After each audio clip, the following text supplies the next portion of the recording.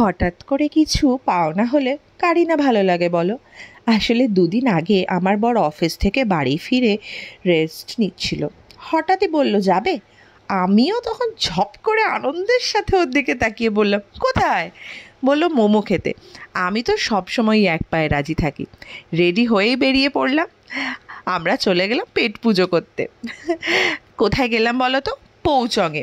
এটা কসবাতেই। দারুণ টেস্টি খাবার। আমরা ওই 2-3 রকমের ডিশ অর্ডার করেছিলাম। সত্যি কথা বলতে প্রচণ্ড গরম ছিল।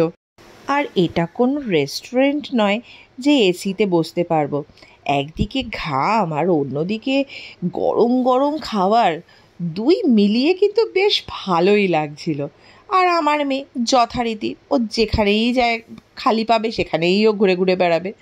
যাই হোক, ওর কথা বাদই দাও, ওকে তো তোমরা দেখেইছো, ওকে তোমরা চেনো। যাই হোক, তো আমরা দেখো প্রতিনিয়ত আমরা ভালো ভালো রেস্টুরেন্টে খাই, কিন্তু এইরকম একটা ছোট্টখাট্ট ডেটের তুলনায় কি ওটা কি খুব বেশি ইম্পর্টেন্ট বলো?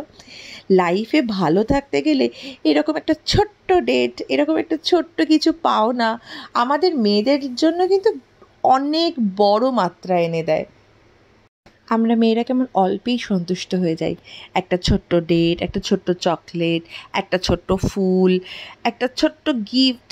আমরা কিন্তু সবসময় এত কিছু, এত বড় জায়গা, এত বড় কিছু, এত বড় একটা গিফট আমরা কিন্তু কখনো সেটা চাই না।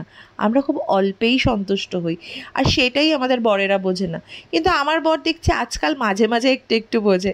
তো যাই হোক, আমাদের এই ছোট্ট একটা ডেট তোমাদের কেমন লাগলো আমাকে কিন্তু অবশ্যই কমেন্টে জানিও।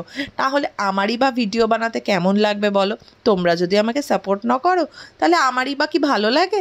চলো টাটা।